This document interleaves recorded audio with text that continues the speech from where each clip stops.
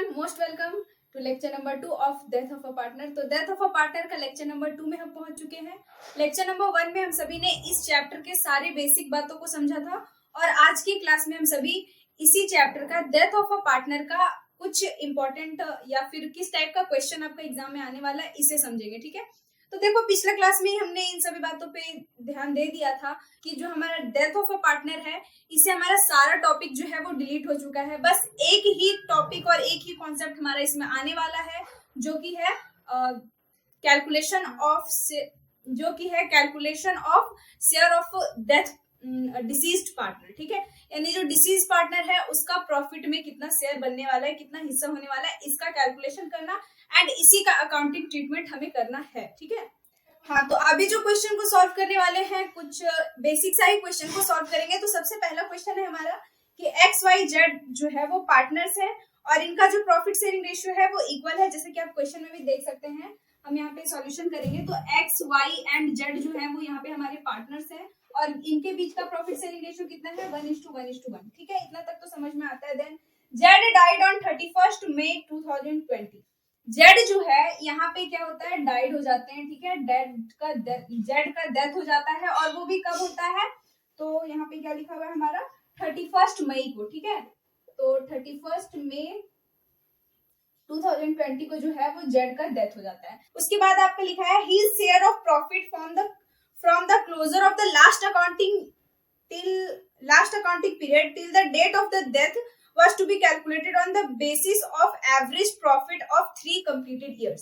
मतलब इसका प्रॉफिट में हिस्सा जो है वो किस बेसिस पे निकालना है हमें, तो जो एवरेज प्रॉफिट है पिछले 3 साल का जितना भी एवरेज प्रॉफिट हुआ है उसका, मतलब जितना भी प्रॉफिट हुआ है उसका एक एवरेज प्रॉफिट निकालना है हमें और उसे ही इस साल का प्रॉफिट को मान करके उसमें जो है वो डिसीज पार्टनर को शेयर देने हैं। इसका कैलकुलेशन से आपको बहुत ही अच्छे से समझ में आ जाएगा।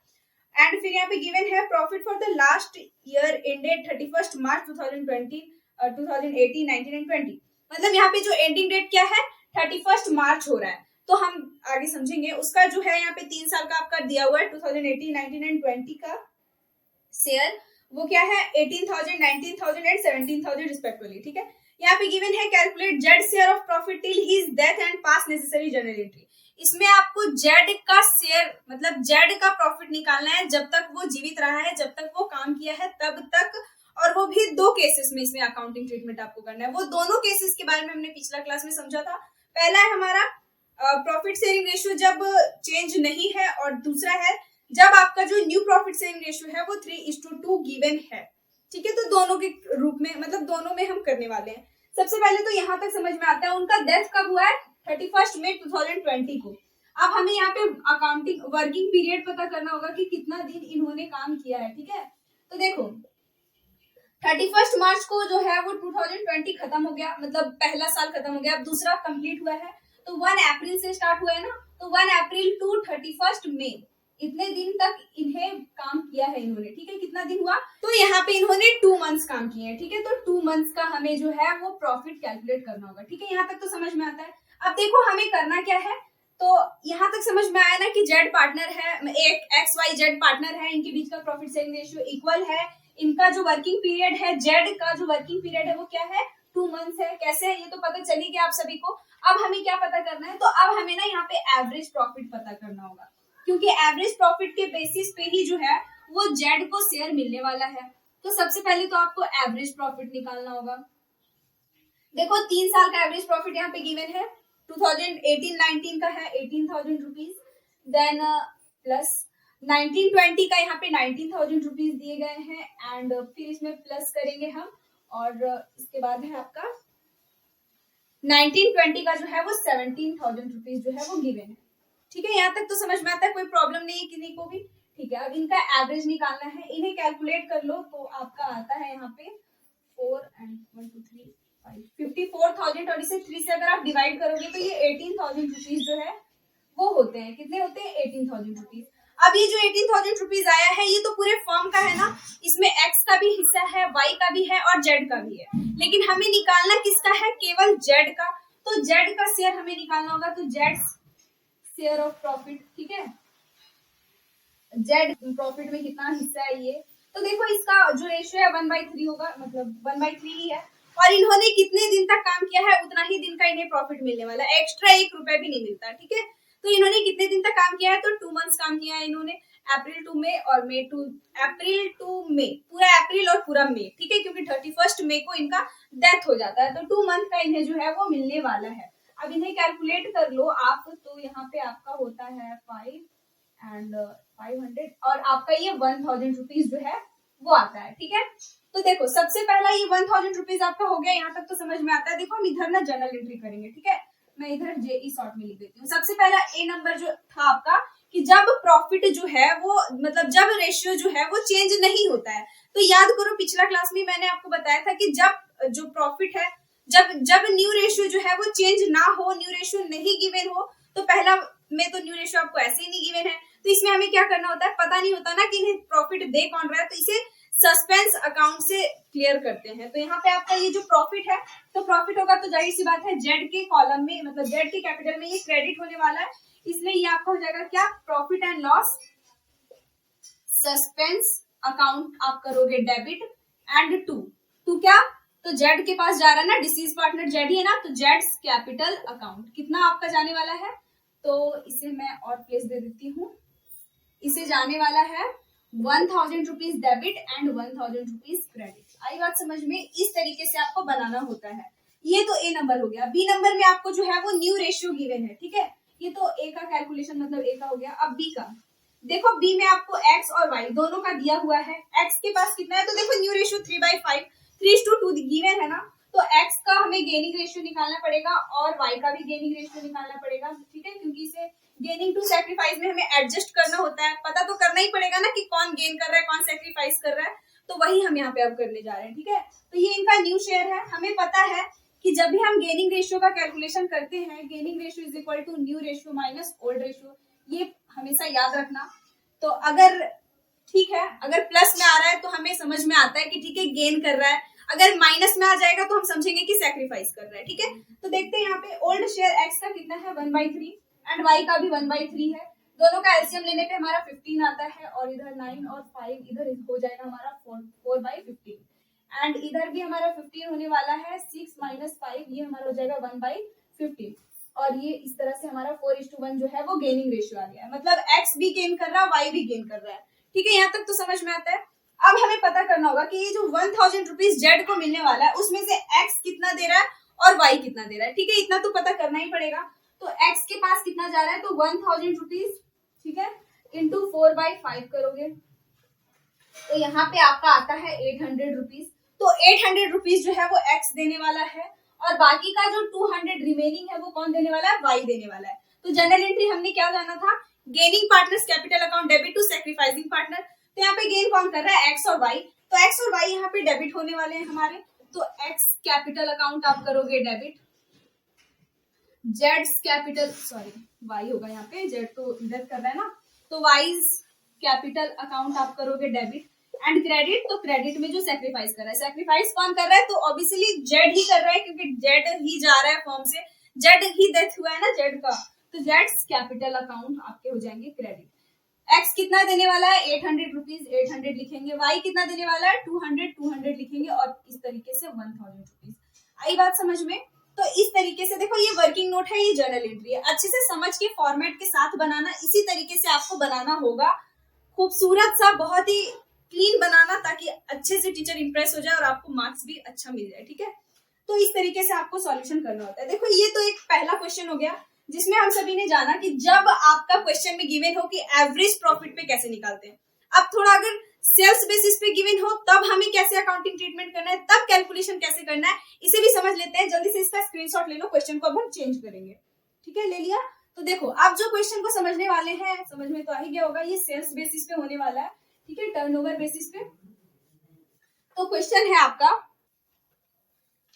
ए B and C were partners, A B और सी पार्टनर्स है, इनके बीच का प्रॉफिट शेयरिंग रेशियो जो है वो कितना गिवन है, देखो ए बी और सी है और इनके बीच का प्रॉफिट शेयरिंग रेशियो 2:2:1 है, ठीक है, लिखते चलेंगे हम। ऑन 1 जुलाई 2020 सी डाइड, 1 जुलाई 2020 को सी का जो है वो डेथ हो जाता है, ठीक है, सी का डेथ हो जाता है, हम मान लेते हैं डेथ हो जाता है सी का, ये डिसीज्ड पार्टनर है आपका। And the books of accounts are closed on 31st March every year. इनका जो बुक है वो कब क्लोज होता है? 31st मार्च को क्लोज होता है। तो यहाँ पे भी सी का वर्किंग पीरियड निकाल लो, सी इज वर्किंग पीरियड, ठीक है। तो सी ने कितने दिनों तक काम किया है? तो सबसे पहले तो ये अप्रैल तक काम किया है, ठीक है, फिर मई, एंड इनका डेथ कब हुआ है? इसमें दिया हुआ है जुलाई।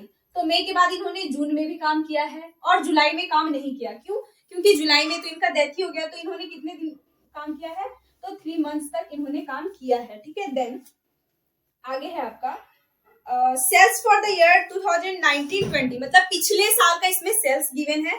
कितना गिवन है? 5 लाख रुपए, ठीक है। And that form sales on 1 April 2020 to 30 June 2020। यहाँ पे पिछले साल का सेल्स जो है वो गिवन है, प्रीवियस ईयर सेल कितना गिवन है? तो 5 लाख रुपीज। और यहाँ पे एक चीज और अच्छा है कि करेंट ईयर का सेल्स भी दिया हुआ है 3 महीने का, ठीक है। अप्रैल से 1 अप्रैल टू लेकर के 30 जून तक जो है वो इसमें सेल्स दिया हुआ है। कितना? ₹1,40,000 रुपीज। चलो ये तो बहुत अच्छी बात है कि आपको सेल्स जो है ऑलरेडी 3 मंथ्स का गिवन है। अब आपको इसमें प्रॉफिट जो है वो 3 महीने का नहीं निकालना होगा, ठीक है। अब चलो यहाँ तक तो समझ में आता है। Rate of profit during the past 3 years had been 10% on sales. यहाँ पे जो है वो आपका रेट भी गिवन है, प्रॉफिट रेशियो भी आपका गिवन है। सपोज अगर प्रॉफिट रेशियो नहीं गिवन होता तो हम क्या करते? तो वहां पे जो है वो कैलकुलेट करना पड़ता हमें, ठीक है। तो हम कैलकुलेट कर लेते हैं, एक क्वेश्चन उसे भी देख लेंगे। Calculate C share of profit till the date of her death and pass necessary journal entry. अब यहाँ पे सी का शेयर आपको निकालना है। तो देखो यहाँ पे एक चीज आपको बहुत अच्छा है कि आपको करेंट ईयर का सेल्स दिया हुआ है, कितना? 1,40,000 रुपीज, और प्रॉफिट रेशियो भी गिवन है 10%। कोई प्रॉब्लम ही नहीं है। आपको करेंट ईयर का प्रॉफिट पता करना होगा, करेंट ईयर प्रॉफिट, ठीक है। करेंट ईयर का प्रॉफिट कैसे पता करेंगे? तो सेल कितना, करेंट ईयर का सेल कितना हुआ? 1,40,000 रुपीज, 1,40,000 लिखेंगे, इनटू आपका प्रॉफिट रेशियो कितना है? 10% गिवन है क्वेश्चन में, कोई प्रॉब्लम नहीं है। तो इसका 10% निकालोगे तो यहाँ पे आपका आता है 14,000 रुपीज।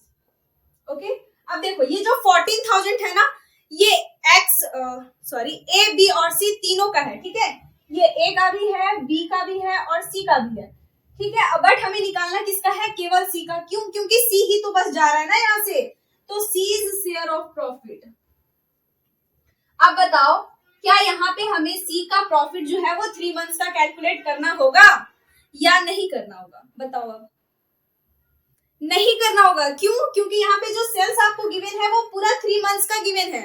अगर पूरा 1 साल का सेल्स होता तब हम यहाँ पे मानते कि ठीक है हमें 3 मंथ्स का प्रॉफिट उसे देना है तो हम 3 मंथ्स का कैलकुलेट करेंगे। बट यहाँ पे करेंट ईयर का प्रॉफिट क्वेश्चन में साफ साफ लिखा है कि अप्रैल, मई और जून 3 महीने का जो सेल है वो कितना है? 1,40,000 रुपीज। तो ये 3 महीने का ही प्रॉफिट यहाँ पे हमने निकाला है, ठीक है। यहाँ पे पूरा अगर 1 साल का होता तो 1 साल का प्रॉफिट निकालते, तब उसमें फिर हम 3 मंथ्स का निकाल, ठीक है। चलो यहाँ तक तो समझ में आता है। तो सी का शेयर कितना हो गया? 14,000 रुपीज में से इसका शेयर कितना है? 1/5। तो 1/5 कर देना, यहाँ पे आपका आता है 2,800। आई बात समझ में? 3 मंथ्स का हमें नहीं करना। अब यहाँ पे जर्नल एंट्री क्या करेंगे? तो यहाँ पे न्यू रेशियो गिवन है क्या? नहीं गिवन है। तो सिंपल जर्नल एंट्री होगा, सस्पेंस अकाउंट यहाँ पे क्रिएट करना होगा। तो profit and loss suspense account आप करोगे डेबिट, एंड 2 जो पार्टनर डिसीज्ड हो रहा है, ठीक है, जो डिसीज्ड पार्टनर है वो कौन है? सी। तो आप यहाँ पे लिखोगे 2 सीज कैपिटल अकाउंट। कितना है अमाउंट? 2,800। तो 2,800 लिखेंगे एंड 2,800 लिखेंगे। आई बात समझ में? इस तरीके से आपको जर्नल एंट्री करना है और इस तरीके से सॉल्यूशन करना है, ठीक है। आई होप कि आपको ये समझ में आ गया। जल्दी से स्क्रीनशॉट ले लो। एक और छोटा सा क्वेश्चन को समझेंगे, छोटा सा ही क्वेश्चन है, कोई ज्यादा बड़ा नहीं है, ठीक है। ले लिया ना? चलो ठीक है। अब देखो अभी जो क्वेश्चन अभी हम समझेंगे ना, उसमें हम समझेंगे कि अगर यहाँ पे 3 पार्टनर है, मान लेते हैं कि राम, श्याम एंड मोहन, मान लेते हैं, ठीक है, कि राम, श्याम और मोहन है। इनके बीच का जो प्रॉफिट शेयरिंग रेशियो है वो 5:3:2 है, ठीक है। 5:3:2 इनके बीच का प्रॉफिट शेयरिंग रेशियो है। और इनका डेट, एंडिंग डेट क्या है? एंडिंग डेट है इनका 31 मार्च। हर साल जो है इनका अकाउंट 31 मार्च को क्लोज होता है। और इसमें जो है वो मान लेते हैं हम कि मोहन का जो है वो डेथ हो गया है, ठीक है, मोहन का डेथ हो गया है। कब डेथ हुआ है? तो इनका डेथ हुआ है 30 जून को, ठीक है, इनका डेथ कब हुआ है? 30 जून को। चलो यहाँ तक तो समझ में आता है कि 3 पार्टनर है रामश्याम मोहन, जिसमें मोहन का डेथ हो गया है और इनका एंडिंग डेट इतना है। अब यहाँ पे क्या हुआ कि प्रीवियस ईयर का सेल आपको गिवन है, प्रीवियस ईयर सेल्स आपको गिवन है, कितना है? ₹5 लाख, सेम ही मानते हैं हम, ठीक है। और प्रीवियस ईयर का आपको जो है वो प्रॉफिट भी गिवन है, ठीक है, तो प्रीवियस ईयर का प्रॉफिट हम मान लेते हैं ₹2 लाख, ठीक है। एंड आपको जो है इतना चीज गिवन है, और करंट ईयर का जो है वो भी प्रॉफिट सेल आपको गिवन है, ठीक है। अप्रैल मई जून का सेल्स आपको गिवन है ₹1,40,000। ये हम वही क्वेश्चन को समझ रहे हैं जो अभी हमने समझा, बस हम थोड़ा सा ना कैलकुलेशन को समझेंगे कि अगर आपको प्रॉफिट रेशियो नहीं गिवन है तो आप कैसे करोगे। तो इतना इंफॉर्मेशन आपको गिवन है, ठीक है। कैलकुलेट मोहन्स प्रॉफिट लिख लेना, Mohan's profit is equal to what, Mohan's profit is equal to what, ठीक है। तो देखो ये क्वेश्चन है आपका, अब इसे समझना कैसे है। तो सबसे पहले ना आपको क्या करना होगा कि आपको सबसे पहले प्रॉफिट रेशियो पता करना होगा। तो प्रॉफिट रेशियो कैसे पता करेंगे? तो सिंपल है, आपको प्रॉफिट रेशियो जो है वो पिछले साल का जो, ठीक है, प्रीवियस ईयर में जो हुआ है उसी से पता करना होगा, क्योंकि इस साल में तो आपका नहीं गिवन है प्रॉफिट क्या है, तो यही तो निकालना है ना, इसी साल का तो प्रॉफिट निकालना है। तो कैसे निकालेंगे? पहले पता करेंगे कि सेल करने पर आपको प्रॉफिट कितना हो रहा है, कितना। अगर आप 1000 का गुड्स सेल कर रहे हैं तो उस पे आपको प्रॉफिट अगर 200 हो रहा है तो ये 1000 का कितना परसेंट आपको प्रॉफिट मिल रहा है, ठीक है। इस तरह से आपको पता करना होगा। तो प्रॉफिट रेशियो कैसे पता करेंगे? तो देखो प्रीवियस ईयर का प्रॉफिट 2 लाख है, तो 2 लाख तो हम लिखेंगे ही, इनटू 100 हमें करना होगा क्योंकि हमें परसेंटेज निकाल रहे हैं हम, और इनका टोटल सेल्स किधर है? ये रहा, तो 5 लाख जो है वो इनका सेल है, ठीक है। तो इस तरीके से आप करोगे, ये हो जाएगा 20, तो यहाँ पे आपका आता है 40%। इनका प्रॉफिट परसेंट कितना है? 40, मतलब ये अपने सेल का 40% जो है वो इनका प्रॉफिट है, ठीक है। सेल्स का 40% इनका क्या है? प्रॉफिट है। चलो यहाँ तक तो समझ में आता है, कोई प्रॉब्लम नहीं है। अब हमें क्या करना होगा? तो करंट ईयर का जो है वो प्रॉफिट निकालना होगा, करंट ईयर्स प्रॉफिट, ठीक है, करंट ईयर का प्रॉफिट। तो कैसे पता करेंगे? तो करंट ईयर का प्रॉफिट पता करने के लिए करंट ईयर का सेल्स चाहिए। तो करंट ईयर का सेल्स आपको गिवन है 1,40,000 रुपीज, 1,40,000 लिखोगे इनटू ये 40%, ठीक है। अब देखो, अब यहाँ पे कंफ्यूज मत होना, ये जो सेल है ना ये 3 मंथ्स का ही गिवन है, अप्रैल मई जून, ठीक है। अप्रैल मई जून जो 3 मंथ्स है ये 3 मंथ्स का ही सेल है, ठीक है। जैसे कि अभी पिछला क्वेश्चन में हमने जाना था वही क्वेश्चन को मैंने यहाँ पे ले लिया। तो यहाँ पे आपका हो जाता है 4 4 16 एंड 1 5, 56,000 जो है वो प्रेजेंट में फर्म का पूरा प्रॉफिट है, ठीक है, जिसमें रामश्याम और मोहन सबका प्रॉफिट है। ये निकालना किसका है? मोहन का। तो आपको मोहन का प्रॉफिट पता करना होगा, तो आप लिखेंगे मोहन प्रॉफिट इस तरीके से 56,000 का इनटू आप क्या करोगे, इसका शेयर कितना है, तो 2/10, 2/10 ही है ना, एंड आप इसे सॉल्व कर दोगे तो यहाँ पे आपका 6 2 12 और 11,200 जो है वो मोहन के हिस्से में आया है। अब आप बोलोगे कि इसे हमने 3/12 क्यों नहीं किया? तो यहाँ पे 3/12 करने का एक रीजन है, नहीं करने का एक रीजन है कि यहाँ पे जो सेल्स आपका दिया है करंट ईयर का वो ऑलरेडी 3 मंथ्स का दिया है। तो ये जो प्रॉफिट हमारा निकल के आया 56,000 रुपीज, ये जो है वो आपका 3 मंथ्स का ही है। ओके, आई बात समझ में? ये 3 मंथ्स का ही प्रॉफिट है। अगर यहाँ पे ये पूरा साल का सेल होता तो हम पूरा साल का लेते। मेरा यहाँ पे मेन मकसद था आपको ये बताना कि आप पहले प्रॉफिट रेशियो कैलकुलेट करके फिर करंट ईयर का प्रॉफिट कैसे कैलकुलेट करोगे, ठीक है। तो आई होप कि आपको ये दोनों समझ में आ गया। तो ठीक है, यहीं पे